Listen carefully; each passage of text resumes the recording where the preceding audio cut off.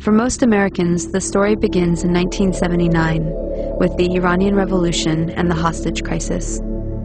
A group of revolutionary university students took over the American embassy in Tehran and held 52 diplomats hostage for 444 days. To help burn this into the American narrative, the news show Nightline was created with a nightly tally of the number of days since the crisis started. But to really understand, we have to go back to 1953, which is where the story begins for most Iranians. This was the year that the U.S. overthrew Iran's democracy and installed the Shah, a pro-U.S. dictator. In 1951, Dr. Mohammad Mossadegh was the first elected official who was appointed as Prime Minister of Iran by popular demand.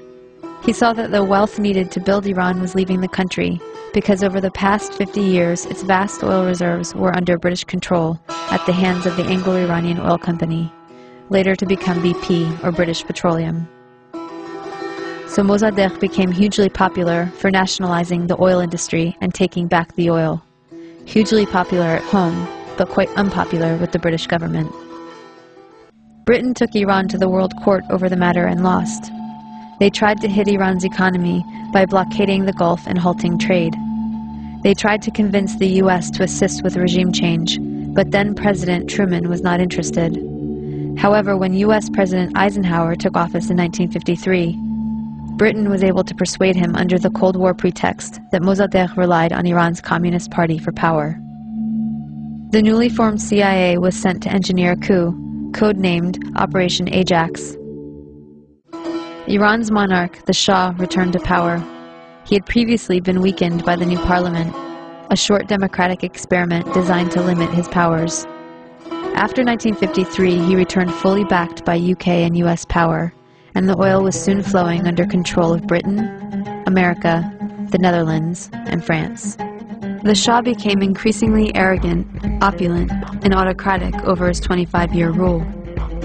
He instilled fear in the population with a secret police known as Savak, created by the American CIA and Israeli Mossad, that tortured and imprisoned those who dared to dissent. He crushed all political opposition. Troops were sent to massacre demonstrators. He pushed a white revolution to modernize and westernize the country, giving women the right to vote and other reforms. But ultimately, he served the elites and created a huge economic gap for the poor masses. Powerful religious leaders saw that he was forcibly trying to rid Iran of Islam in a country that was 90% Muslim. One of the Shah's leading critics, Ayatollah Ruhollah Khomeini, was arrested and imprisoned for 18 months. After his release in 1964, Khomeini was sent into exile for 14 years. From abroad, he continued his anti-US, anti-Shah campaign through sermons on cassette tapes that made their way back into Iran and circulated as people copied and shared them. By the end of the 1970s, things had gotten so bad that major protests and the violence that followed were becoming a regular occurrence. The Shah declared martial law and banned demonstrations. This resulted in a huge protest and a general strike that shut down the economy. Soon over 2 million people flooded a public square in Tehran, demanding to remove the Shah and for Khomeini to return, and that is exactly what happened.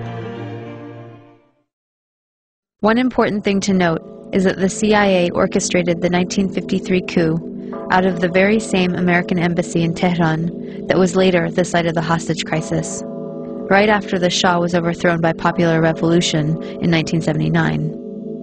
The students were convinced that once again, the U.S. had plans to overthrow their revolution. In fact, U.S. President Carter did send a NATO general to instigate a military coup, but it failed. Iran and the U.S. had an extradition treaty in force that obligated the Carter administration to return the Shah to Iran as an indicted criminal. The students had 4 demands: return the Shah to Iran for trial. He had been accepted into America for medical treatment. Return the Shah's wealth to the Iranian people. A promise from the U.S. not to interfere in Iran's affairs in the future. And an apology and admission of guilt by the U.S. for its past actions in Iran. The apology never came, But 20 years later, Secretary of State Madeleine Albright did acknowledge the U.S. role in Mossadegh's overthrow. So Khomeini took power in 1979 and instituted a government under Islamic law. Within a year of the revolution, Saddam Hussein invaded Iran without provocation, seeking control of Iran's oil-rich Khuzestan region and key oil shipping waterways. The resulting Iran-Iraq War from 1980 to 1988 was the longest and one of the most devastating conventional wars of the century. At least 500,000 Iranians were killed. This war further cemented resentment of the U.S. government as they were playing both sides. On one hand, they were supporting Iraq, providing money, technology, and intelligence, including satellite photography, to help Iraqi bombing raids. The U.S. helped provide Saddam Hussein with weapons by giving him agricultural credits and pressuring Gulf states to give him billions in loans so he could buy weapons from Western Europe, China, and Russia. The U.S. Department of Commerce issued licenses to export materials for Iraq's weapons of mass destruction program. The U.S. continued its support even after learning that Iraq was using chemical weapons against Iran, not to mention against its own citizens, to stop an uprising of Kurdish separatists. But the imperialist tradition also called for maintaining regional balance of power. So the U.S. also armed Iran, not letting any one regional power get secure enough to dominate or to ally with its neighbors to challenge U.S. hegemony. In this case, it came in the form of the Iran-Contra scandal. U.S. President Reagan needed money to fund an unjustified war against Nicaragua, but was forbidden to do so by Congress. So U.S. arms were illegally sold to Iran through Israel and South Africa, and the proceeds went to the Nicaraguan Contras. This allowed Reagan to get around Congress to support a campaign of kidnap, rape, torture, and murder for which the U.S. was convicted by the World Court for unlawful use of force. In other words, state-sponsored international terrorism. The ruling was ignored. Khomeini died in 1989, shortly after the war ended. He promised democracy, but essentially had become the next dictator.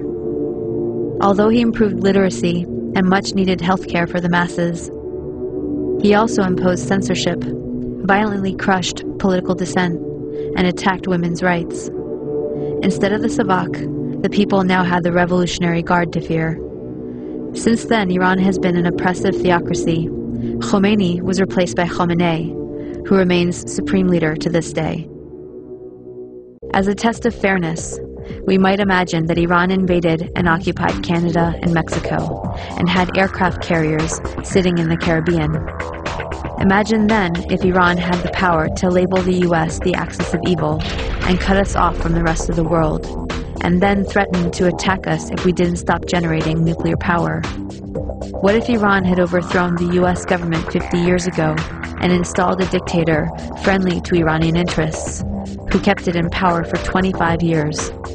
At that point, imagine that Christian fundamentalists, who currently represent about a third of the U.S., took power and began ruling under church law, followed by an unprovoked invasion by Canada, supported by Iran and ignored by the UN, in which it nearly destroyed the U.S.